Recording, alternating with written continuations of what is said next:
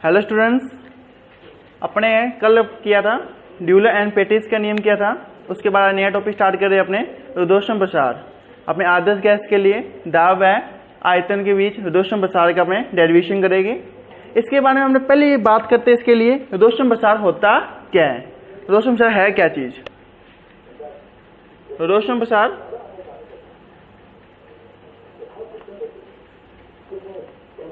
जिसे हमने इंग्लिश में एडिबेटिक कहते हैं, इसके बारे में बता करते हैं ये है क्या चीज। मान लो अपने पास कोई बॉक्स है, जो आप थर्मल बोतल लेते हैं, इसमें पानी गर्म रहता है। ये बोतल लेते हैं थर्मल बोतल, उसके अंदर क्या होता है कि अपने पानी जो डालते हैं गर्म पानी 18 घंटे तक वो गर्म रहता है। पानी क्यों रहता है वो? तो दोस्तों अनुसार वो होता है, मान लो कोई पात्र अपने पास, कोई भी अपने पास पिंड है, पात्र है, इसके अंदर कुछ ही मान लो अपने पास, मान लो कि गर्म पानी है, हॉट वाटर है इसके अंदर।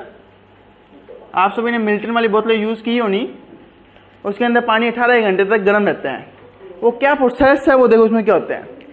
दोस्तों साहब उसको कहते हैं, मान लो इसके अंदर गर्म पानी है, इसका प्रसार और बाहर वाले का जो अंदर का आंतरिक, ये आंतरिक ऊर्जा होगी इसकी गर्म, और बाहर वाली ऊर्जा होगी, इन दोनों कोई समझ ना आए। मतलब इसकी हॉटनेस बाहर ना जाए, मतलब इसकी जो गर्म है गर्म बाहर ना जाए, और अंदर बाहर का जो टेम्परेचर वो अंदर ना आए, मतलब टेम्परेचर का दाम बदान ना हो।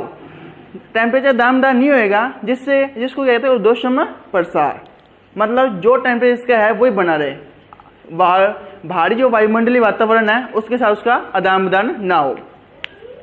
जब भारी वातावरण का आदान प्रदान नहीं होएगा, ये जब नहीं होएगा तो क्या होएगा, बाहर का वातावरण आएगा नहीं, और इसकी जो हीट है वो बाहर जाएगी नहीं, जिसके कारण क्या है, इसके जो टेम्परेचर है वो कम होएगा नहीं। इसलिए ये 18 घंटे तक पानी गर्म रहता है।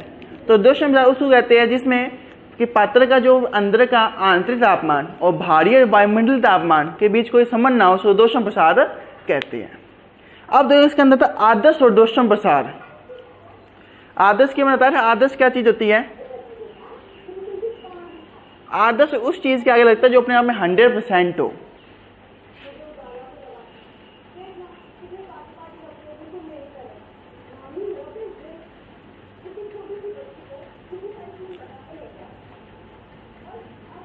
तो आदर्श रुद्धोष्म प्रसार क्या होता है? देखो जैसे हमने अभी बात करी थी, जो अपने मिल्टन में बोतल 18 घंटे पानी गर्म रहता है, उसमें 18 घंटे बाद पानी वो ठंडा हो जाता है। क्यों? मतलब उसमें कोई ना कोई टेम्परेचर लीक हो रहा है, उसकी जो टेम्परेचर वो डाउन हो जा रहा है। जब वो ठंडा हो गया, वो अगर वो टेम्परेचर लीक ना होता तो वो हमेशा के लिए पानी गर्म रहना चाहिए था। इसका मतलब टेम्परेचर भारी वातावरण और उसके बीच में कोई ना कोई अपने यहाँ क्रिया हो रही है, जिसके कारण उसका टेम्परेचर बाहर जा रहा है, उससे वो ठंडा हो रहा है। आदर्श रुद्धोष्म वो होता है जिसमें टेम्परेचर जितना है उतना ही बना रहे। मान लो आज आपने 30 डिग्री पानी गर्म करके बोतल में भर दिया, इसके अंदर वाटर भर दिया आपने 30 डिग्री टेम्परेचर करके, और आगे से जो पूरी बंद रही है, मतलब इसमें टेम्परेचर का लॉस नहीं हो रहा, जो तापमान है वही तापमान है, तापमान आदान प्रदान नहीं हो रहा। मान लो 1 घंटे बाद 30 डिग्री है, 24 घंटे बाद 30 डिग्री है, और 1 दिन बाद भी 30 डिग्री है, और जब भी आप नापो उसका कितना है, 30 डिग्री है। अगर आप इसको हिलाओ ना और इसे जैसे है वैसे ही पड़ी रहे ना दो, तो मतलब इसका जो टेम्परेचर है इसका और भारी जो वायुमंडलीय तापमान है, मतलब एयर है जो अपने आसपास का तापमान है, उन दोनों डिफरेंस होता है। इन दोनों का आदान प्रदान नहीं हो रहा है, मतलब इसका टेम्परेचर बाहर नहीं जा रहा और बाहर का टेम्परेचर अंदर नहीं आ रहा। जब ऐसा होता है तो आज 30 है और 10 दिन बाद 30 है, और जब नापो आप 30 डिग्री टेम्परेचर है, मतलब ऊर्जा का आदान प्रदान ना हो, तो ऐसी कंडीशन में आदर्श रुद्धोष्म प्रसार कहते हैं। रुद्धोष्म प्रसार क्या था? जिसमें ऊर्जा का आदान प्रदान ना हो, पर कुछ ना कुछ धीरे धीरे ऊष्मा का प्रसार होता रहता है, टेम्परेचर डाउन आता रहता है, जिससे क्या है कि अपने पानी पर ठंडा हो जाता है, गर्म पानी बोतलें भरते हैं। पर आदर्श कंडीशन वो होगी जिसमें अपने पानी तो भरेंगे, पर जितना पानी आज गर्म छोड़ा आप 10 दिन बाद चेक कर लो, उतना ही गर्म पानी मिले, उस कंडीशन को अपने आदर्श कहते हैं। ये आदर्श रुद्धोष्म प्रसार था, ये रुद्धोष्म प्रसार। पर ऐसी कंडीशन अपने यहाँ पॉसिबल नहीं है। तो ऐसी कोई भी बोतल या ऐसे कुछ भी नहीं बनी जो जितना टेम्परेचर होता ही वो वापिस छोड़ दें। मतलब कि वायुमंडलीय के साथ इससे कोई ना कोई दामजान होता रहता है, मतलब टेम्परेचर उसमें जो है वो डाउन आता रहेगा और थोड़ी देर बाद वो टेम्परेचर बिल्कुल डाउन आ जाता है और ठंडा हो जाता है पानी। 18 घंटे बाद हम चेक करते हैं, जब जो मिल्टन सेलर बोतलें अपने यूज़ करते रहेंगे ठंड में, उसमें टेम्परेचर डाउन आ जाता है। ये था रुद्धोष्म प्रसार। रुद्धोष्म प्रसार का भी अपने दाब और आयतन का मतलब संबंध होता है, टीवी का संबंध होता है। इसका इसमें एक बात करते हैं समतापी है, समतापी वक्र के बारे में बात करते हैं। आइसोलेट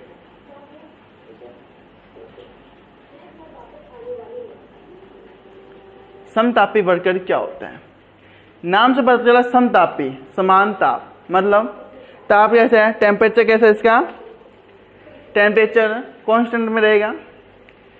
समतापी वक्र वो होता है जिसके लिए पी वी इन दोनों का मल्टीप्लाई क्या हो, कांस्टेंट हो, इसको समतापी वक्र कहते हैं। समतापी वक्र कौन सा होता है, जो ताप समान रहे, इन दोनों का अगर गुणनफल कांस्टेंट है तो ये समतापी वक्र कहलाएगा। पी क्या है, यहाँ प्रेशर, वी वॉल्यूम है, इसको आइसोलेटेड कर्व कहते हैं, इससे एडिएबेटिक कर्व होता है, रुद्धोष्म वक्र भी होते हैं, एडिएबेटिक कर्व। और रुद्धोष्म वक्र का आएगा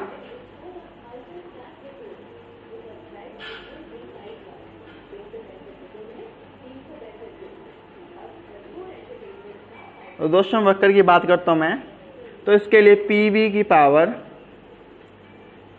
गामा होता है, क्या होती है, कांस्टेंट, P इंटू वी की पावर गामा होता है। ये गामा क्या होता है, अपने गामा पिक्चर में बहुत बार पढ़ा है हमने, CP/CV। ये विषय ऊष्मा कैसे होगी, ये स्थिर दाब पर विषय ऊष्मा है, ये स्थिर ताप पर स्थिर वॉल्यूम पर विशिष्ट ऊष्मा है। ये रुद्धोष्म वक्र है, ये समतापी वक्र है। अब देखो रुद्धोष्म प्रसार होता है क्या है, आप सभी ने अपने साइकिल, मोटरसाइकिल, स्कूटर यूज करते होने, उसमें क्या होता है कि आप उसके टायर में हवा भराने जाते होंगे। जब वो उसका ट्यूब होती है हवा भरने वाली, उस ट्यूब में से जब उसको खोल देते हैं वाल्व, उसमें जब हवा लीक होने लगती है, जब उसमें हवा बाहर निकलती है तो आप देखते हैं वो ट्यूब एकदम से ठंडी हो जाती है। वो ठंडी क्यों हो जाती है, वो रुद्धोष्म प्रसार की क्या ठंडी हो जाती है, जो जब उसको अपने हवा निकालते हैं उसकी बाहर, तो बाहरी टेम्परेचर में सारा वातावरण मिल जाती है, बाहर के वायुमंडलीय तापमान मिल जाती है, जिससे क्या उसका अंदर का जो आंतरिक जो टेम्परेचर होता है वो डाउन आ जाता है। जब आंतरिक टेम्परेचर डाउन हो जाता है और बाहर की थोड़ी गर्मी होती है, बाहर गर्म ज़्यादा होता है, इसलिए वो ट्यूब ठंडी हो जाती है। इस प्रसार को ये रुद्धोष्म प्रसार लगा इसमें, ये रुद्धोष्म प्रसार और समतापी वक्र और रुद्धोष्म वक्र। अब इन दोनों का वक्र की बात करते हैं, अपने वक्र बनते कैसे, इसके समतापी वक्र रुद्धोष्म वक्र बनता कैसे, उसके बारे में बात करते हैं अपने।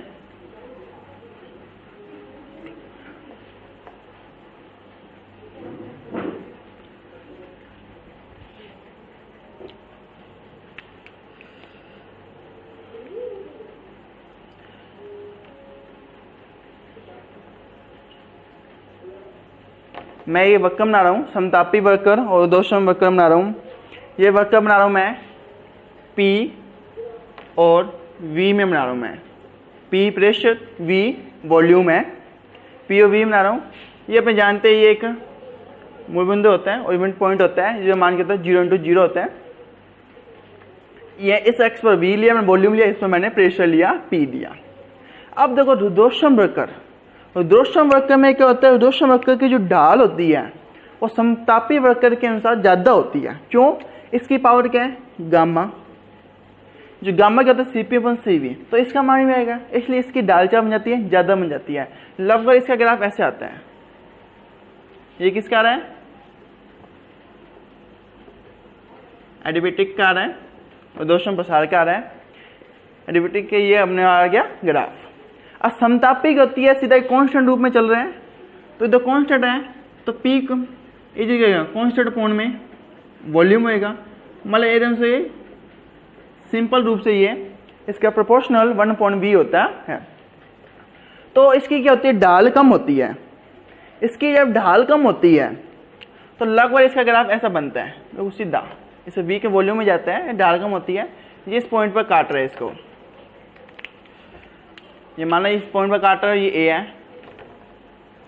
और इसका मैं एक ग्राफ और लेता हूं, मैं इसका नीचे ग्राफ और ले रहा हूं इसका, ये वाला। इसकी डाल देखो, इन दोनों तुलना करो डाल में, इन दोनों जब तुलना करते डाल में तो इसकी दोषम एडिवेटिक की चारी ज्यादा आ रही है और संतापी की आ रही है कम आ रही है। इस बी बिंदु पर काट रहा है। ये एडिवेटिक क्या था, ये आइसोमेट्रिक का है, संतापी वर्कर का है, ये दोषम प्रसार का वर्कर का था। इन दोनों की डाल आ रही है, ये दो बिंदु पर काटता है।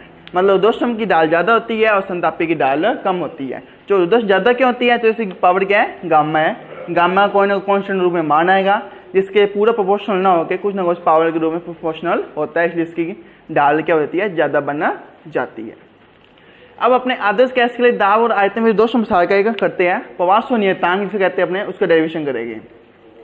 इस फॉर्मूले का डेरिवेशन करके निकालेंगे अपने, ये फॉर्मूला कैसे बना, किस रूप में बनते हैं। तो हम स्टार्ट करते हैं।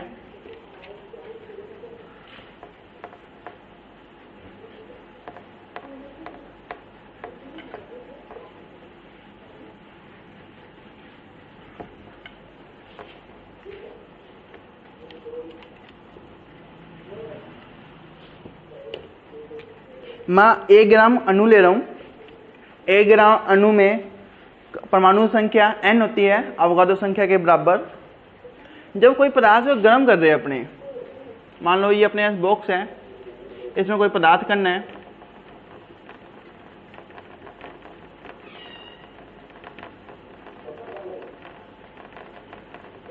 इसको मैंने गर्म करा, ये पदार्थ रखा हुआ अपने, कुछ नहीं किया इसके, ये पदार्थ है, इसमें दोषम प्रसार लग रहे हैं। पर आपको बताया था दोषम प्रसार में कोई ना कोई टेम्परेचर की वृद्धि होगी, टेम्परेचर में कमी आती है, क्योंकि उसके भारी वातावरण के साथ ये आदान प्रदान करते रहते हैं टेम्परेचर का, ताप का। अब मैंने इसका जब इसका प्रसार किया, प्रसार का मतलब इसको थोड़ा सा मैंने बढ़ाया, इसका प्रेशर कम किया। मान लो यहाँ तक प्रेशर दिया था पी, इसका इसको ऊपर पिस्टन से प्रेशर कितना दिया, यहाँ तक पी दिया हुआ है। जब इसको मैंने पी प्रेशर दिया और जिसका पी प्रेशर मैंने बढ़ाया, कितना बढ़ाया, इसे प्रेशर कम कर रहा हूं मैं, मतलब कि प्रेशर ऊपर की तरफ बढ़ा रहा हूँ, नीचे था ये ऊपर की तरफ कर रहा हूँ, इसे डीपी कर रहा हूँ इतना, और इतना मैं इसको मानने की तरह यहाँ तक डीपी है। अब यहाँ तक हो गया इसका प्रेशर, ये इतना आ गया डीपी, यहाँ तक कितना होगा, पी प्लस डीपी होएगा। ये इसका मैंने प्रेशर करा। देखो जो भी ये सब प्रेशर किया तो कण को, देखो गैस है, ये गैस के भी आकर्षण बल बिल्कुल नगण्य के बराबर होते हैं, तो ये क्या होगा, प्रसार होएगा। प्रसार होएगा तो इसका जो आंतरिक टेम्परेचर है, टेम्परेचर किसके कारण बनेगा, इसका अंदर का टेम्परेचर किसके कारण होगा, बाहर का टेम्परेचर आ नहीं रहा। तो ये जब ये मान लो दो कण ये है, ये आपस में टकराएंगे, जब ये गति करेंगे, जब टकराएंगे, जब इसका अंदर को टेम्परेचर बनेगा, ताप बनेगा। तो इसका जो आंतरिक ताप होता है, जो आंतरिक ताप होगा इस पदार्थ का, इस पिंड का, वो किसके कारण होगा, वो टोटल इनकी गति ऊर्जा के कारण होगा।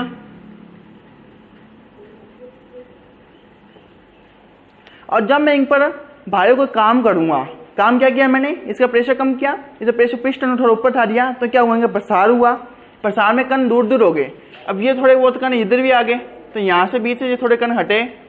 जब ये कण हटे तो बीच में इनका गैप ज़्यादा आ गया, तो इनका क्या होगा, टेम्परेचर डाउन हो जाएगा, थोड़ी दूर दूर बाद भिड़ेंगे।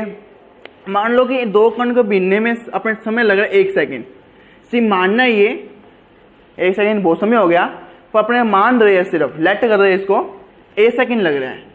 और जब मैंने इसे बहुत भारी काम क्या किया, इसे प्रेशर को पिस्टन ऊपर चका, दूर दूर कण हो गए। अब इनके बीच में टाइम कितना लग रहा है, 2 सेकेंड।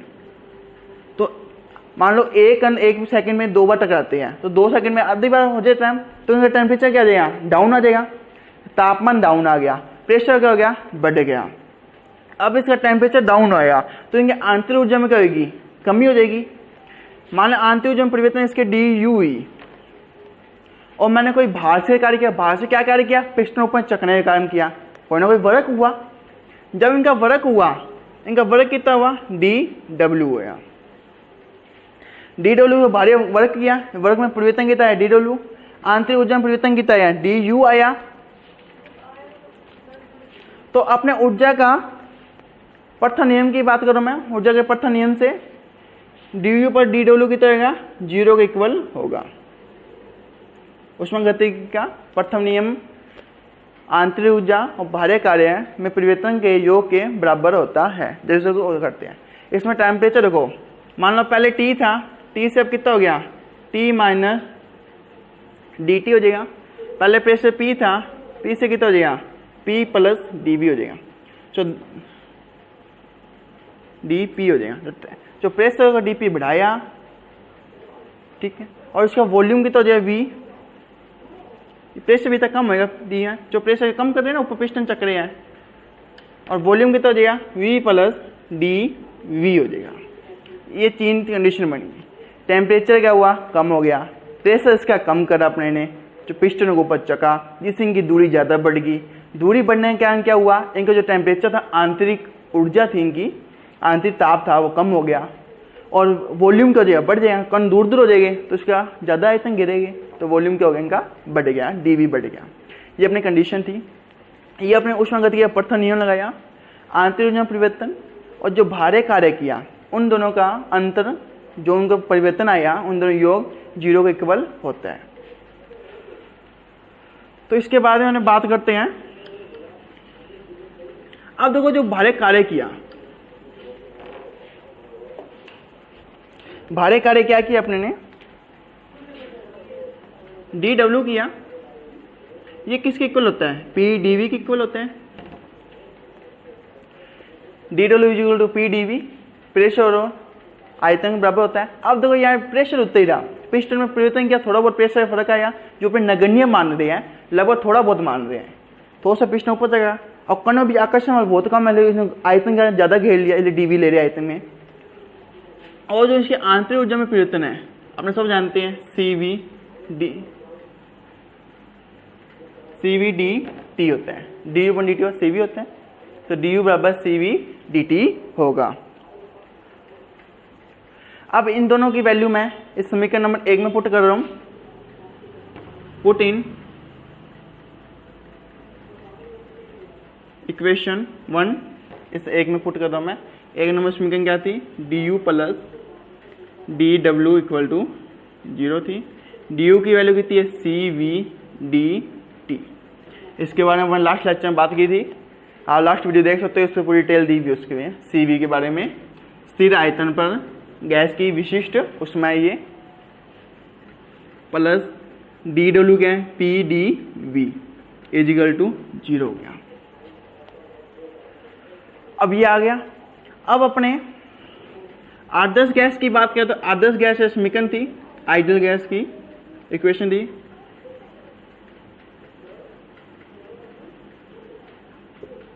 क्या होती है, P V is equal to R T होती है। पी क्या है, pressure, V volume, T temperature, R क्या एक कांस्टेंट है जिसे सावर्ती नियतांक कहते हैं, इसकी वैल्यू फिक्स होती है। अब मैं इसका टी के रिस्पेक्ट में डिफरेंशिएशन रिस्पेक्ट इन टी, इस टी के रिस्पेक्ट में मैं इसे डिफरेंशिएशन कर रहा हूँ। दोनों वेरिएबल है ये, दोनों वेरिएबल, इसके लिए फॉर्मूला कौन सा लगेगा, यू इंटू वी का, तो D U V 1 D X से फॉर्मूला क्या होता है, U constant D V point D X plus, अब वी कॉन्स्टेंट हो जाएगा D U point D X हो जाएगा, ये फॉर्मूला था, इस फॉर्मूले बेस पे हो जाएगा। तो पी को मैंने बाहर रखा, पी के रिस्पेक्ट में कर रहा हूँ, मैं इस रफ कर देता हूँ।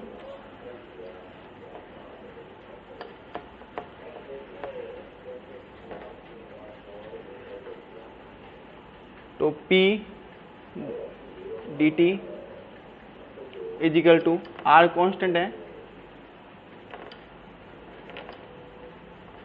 आर टी अपॉन में डी टी, आर कॉन्स्टेंट है तो बाहर आ जाएगा, इसमें यू इंटू वी का फॉर्म लगेगा, P कॉन्स्टेंट, V का गया D V point D T आ गया, प्लस V कॉन्स्टेंट, P का गया तो डी पी पॉइंट में डी टी आ गया, इजिकल टू आर बार आ गया, dt पॉइंट में dt आ गया। ये कट जाए, कितना दिया, किसी उसी स्पैट में जाते हैं तो आंसर हमेशा उसका अवकलन कितना होता है, 1 होता है, डिफरेंशिएशन 1 होता है। तो p dv पॉइंट में dt plus v dp point में dt बराबर r आ गया। अब t दोनों स्पैट में है तो जाके मल्टीप्लाई में आ जाए, डिवाइड में इधर, तो p dv plus v dp is equal to r dt आ गया।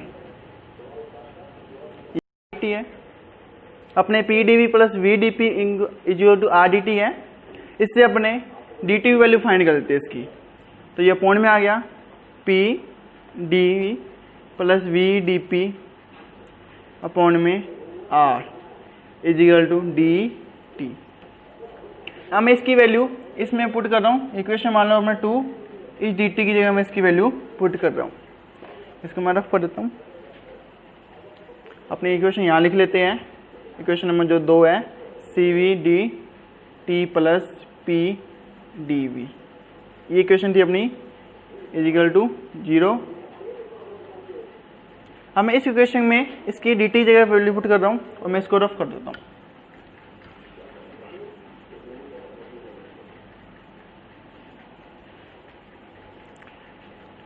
cv into p dv plus v dp upon में r is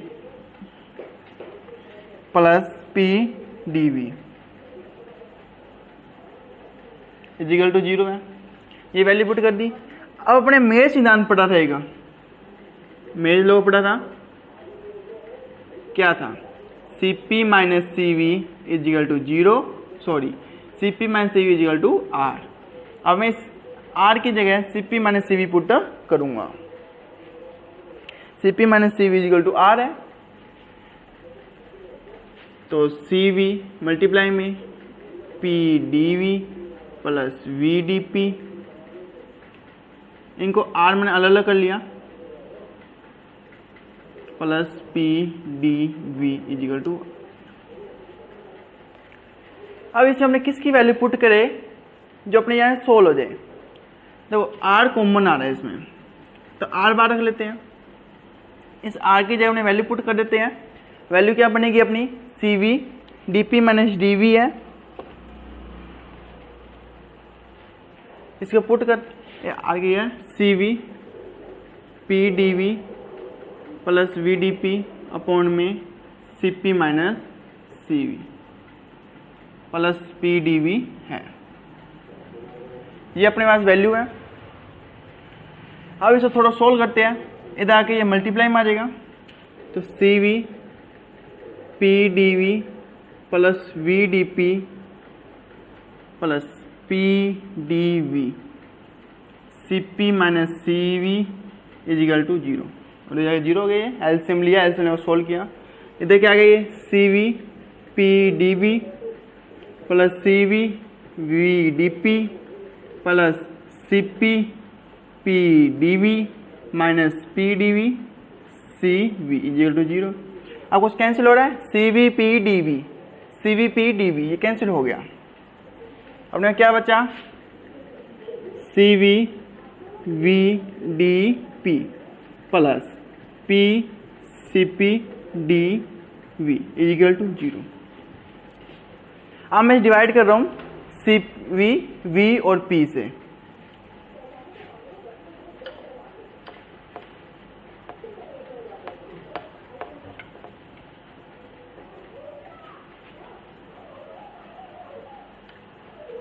divide by cp vp, पूरी इक्वेशन को डिवाइड कर रहा हूं मैं, तो cv v dp अपॉन में cp vp plus p cp dv upon में cp vp is equal to 0 हो जाएगा।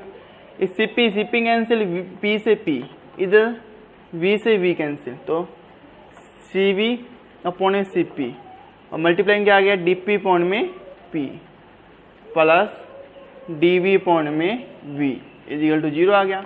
अब अपने जानते हैं गामा क्या होता है, CV पॉइंट में CP होता है,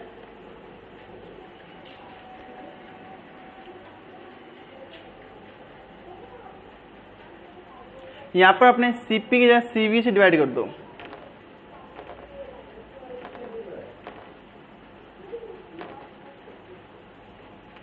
जब अपने CV की जगह CP से डिवाइड करेंगे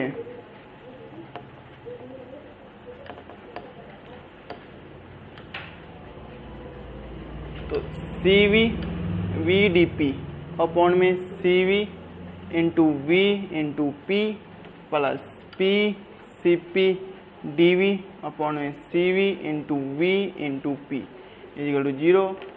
ये कैंसिल हो गया, DP अपॉन में P आ गया प्लस ये कैंसिल हो गया तो CP प्लस अपॉन में CV इंटू में DV अपॉन में V आ गया।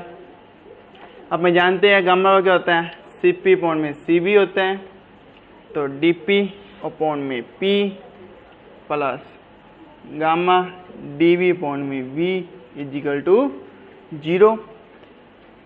ये आ गया। अब मैं इसका इंटीग्रेशन कर रहा हूँ, इन सब का इंटीग्रेशन कर रहा हूँ मैं। 1 अपॉन P, 1 अपॉन P का क्या होता है, log P होता है, तो इसका कितना आ गया log P गामा कांस्टेंट तो log V plus equal to log C मान लो 0, कांस्टेंट मान लिया इसका log C। log की हमने प्रॉपर्टी पढ़ी थी, जब एक log x होता है तो यो log के आगे वाली जो वैल्यू होती है उसके पावर में चली जाती है। ये log की प्रॉपर्टी होती है ना, एक log x होता है तो अपन इसको log x की पावर AV लिख सकते हैं। तो ये प्रॉपर्टी लगा रहा हूं मैं इसमें, log V की पावर गामा log C है, कांस्टेंट है, log A plus log B, log AB होता है, दोनों मल्टीप्लाई में आता है, log P इंटू V की पावर गामा बराबर log C, log से log कैंसिल हो गया तो P इंटू V की पावर गामा बराबर C। ये अपना आ गया, C के को कांस्टेंट है अर्थात P V की power gamma is equal to constant. ये प्रूफ करना था अपने को, ये डेरिवेशन था। इस समीकरण को क्या कहते हैं, प्रवासो नियतांक। इसी को क्या है प्रवासो नियतांक, प्रवासो समीकरण है, ये इक्वेशन है इसकी। ये दो संसार के लिए होती है, P V की power gamma is equal to constant. ये अपना प्रूफ हो गया। इसके बाद इसमें अपने कई चीज रख सकते हैं, सम आदर गैस समीकरण यूज करके V को पुट करे, V की जगह T पुट करे, V में संबंध आ जाएगा, T और P में आ जाएगा, और P की जगह V पुट करेंगे तो V और T में आ जाएगा। तो इस तरह अपने नई समीकरण बना सकते हैं। अगर आपको कोई भी डाउट हो तो आप मुझे कमेंट कर सकते हो। आज का हमारा टॉपिक कंप्लीट होता है। Thank you.